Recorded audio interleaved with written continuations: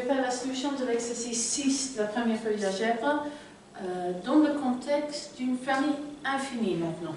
Donc là, j'ai une famille phi lambda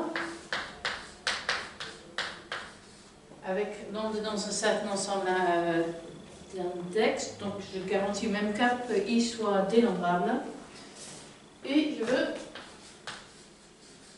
montrer que si phi lambda est diagonisable pour tout lambda et les phi lambda commutent de Z2, alors l'espace B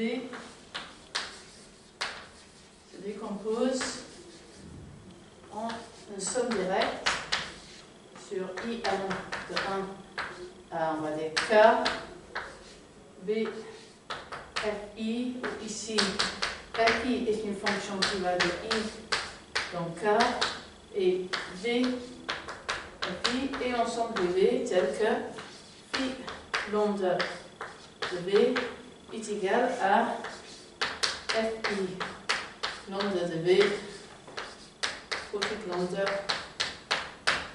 dans I. Okay. Et quand ceci sera vrai, on dira que V admet une diagonalisation simultanée de l'ensemble du phi lambda avec lambda dans I. Et des fois, on va juste dire que V admet une diagonalisation simultanée de I. Quand je dis que V admet une diagonalisation simultanée de I, c'est une raccourci pour vouloir dire que V admet une diagonalisation simultanée de phi lambda pour toutes les lambdas dans I. Ok, donc là, ce qu'on a vu dans la première partie, c'est une méthode qui permettait de partir d'une diagonalisation simultanée de toutes les endomorphismes dans certaines familles et ajouter une endomorphisme de plus. Okay. Le problème, c'est que là, comme I n'est même pas garanti dénombrable, je ne peux pas arriver à I en ajoutant toujours un élément de plus. Donc là, on va utiliser le lemme de Zorn.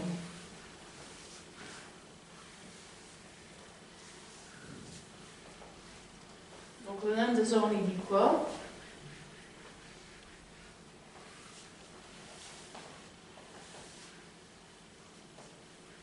Ok.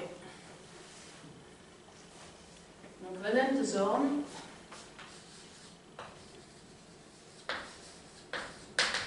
dit la chose suivante. Il dit que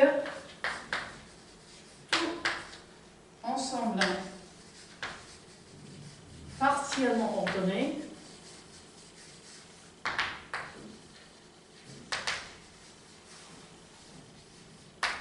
tel que toute chaîne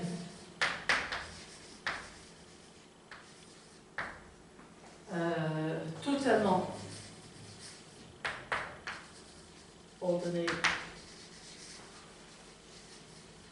à une borne sup admet un élément maximal.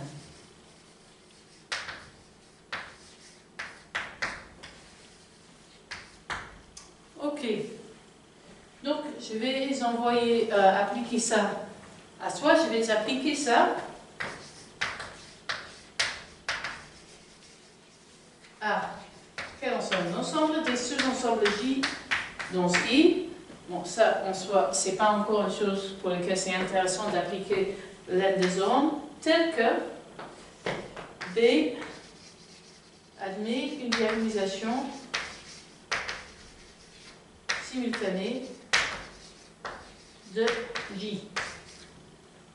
C'est-à-dire que j'ai une famille de sous-ensembles, de morphismes, et je vais regarder toutes les sous-familles telles que je peux diagonaliser les éléments de cette sous-famille de façon simultanée.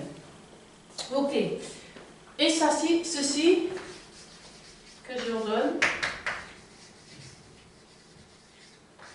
par inclusion. C'est bien une ordre partielle sur l'ensemble de ces sous-ensembles des I. Donc, pour montrer Zoran, il faut voir que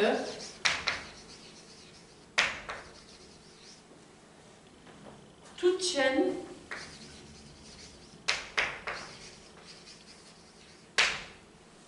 totalement ordonnée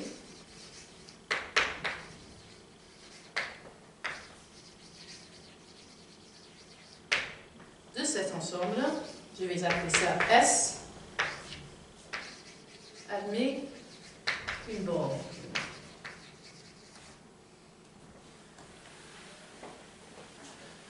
Donc, ce qu'on fait habituellement pour trouver une borne supérieure quand on est en train de travailler avec des ensembles et des sous-ensembles, c'est que notre borne supérieure, c'est juste la réunion.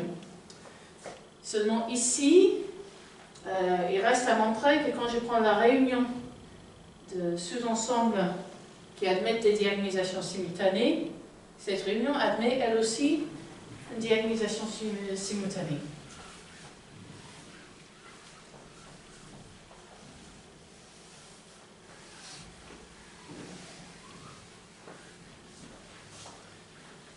Donc, soit J mu avec mu dans un certain ensemble d'indices que je vais appeler L, une chaîne ordonnée dans S. Donc chaque élément de cette chaîne est dans S. Et je vais dire que je veux montrer l'union sur mu, G, mu, est lui aussi élément de S, c'est-à-dire B admet une diagonalisation simultanée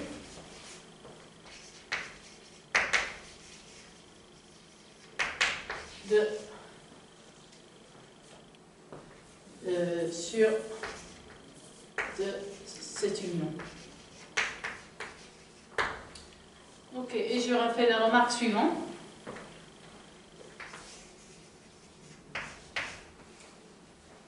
La remarque suivante, c'est que je vais considérer pour chaque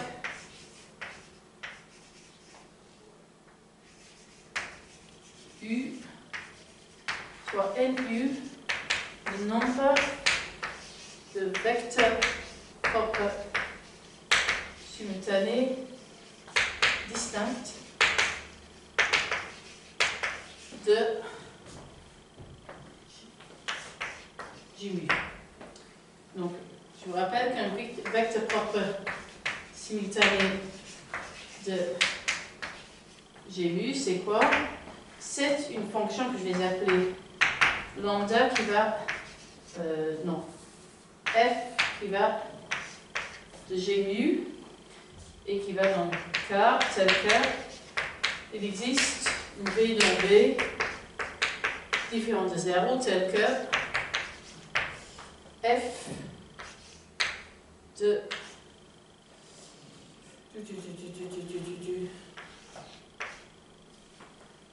phi, pardon, f phi appliqué à V,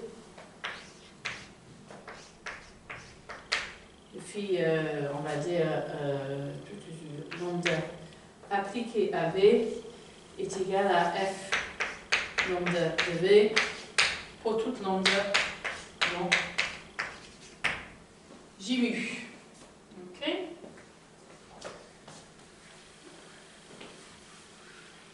Donc quand je sais que si je suis dans JMU, je suis en train de regarder JMU, JMU admet une diagnostisation simultanée et je suis en train de regarder, donc c'est une décomposition de V dans sous-espace propre et je suis en train de regarder combien il y en a de sous-espaces propres dans cette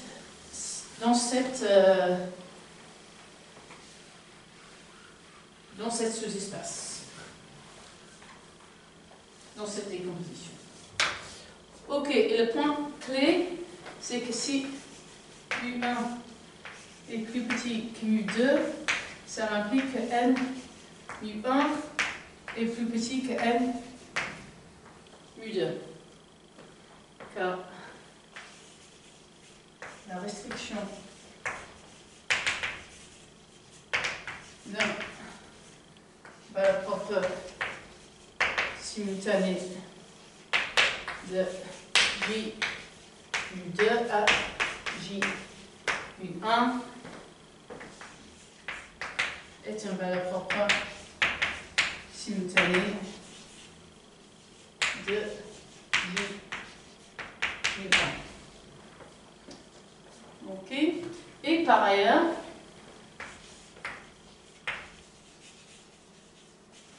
j'ai que N mu plus petit ou égal à N pour toute mu dans N. Et donc, cet ensemble des N mu admet un max. Donc, c'est soit cette N mu, cette max. Donc, ce que j'ai, c'est que pour toutes, on va appeler ça mu prime plus grand que mu, j'ai N mu prime, le nombre de valeurs propres simultanées de N mu prime, de G mu prime, c'est le nombre de valeurs propres simultanées de mu, ce qui veut dire que chaque sous-espace propre de G mu est un sous-espace propre de G mu prime.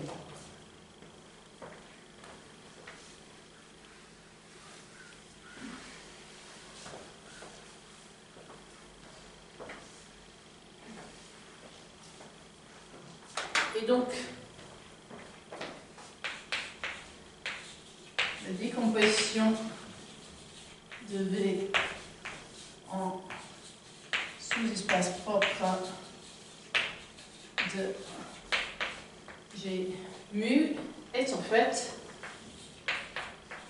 une décomposition de V en sous-espace propre de l'union sur toutes les mu de G mu. Donc, puisque cette réunion admet une décomposition en sous-espace propre, l'union sur mu de G U et continue est une union de S, et donc S satisfait la condition de 0.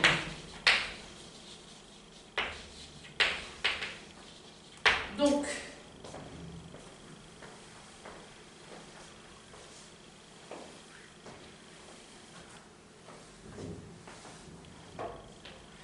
S admet un max que je vais appeler J, mais si M, on va appeler ça mu, est dans I, et mu n'est pas un élément de J, alors l'argument de la partie 2 m'implique que J union mu est dans S, qui est une contradiction, puisque j'ai supposé que J était maximal dans S, et donc J est égal à I, et B admet une diagonisation simultanée de I, ce qui était exactement ce qui était demandé.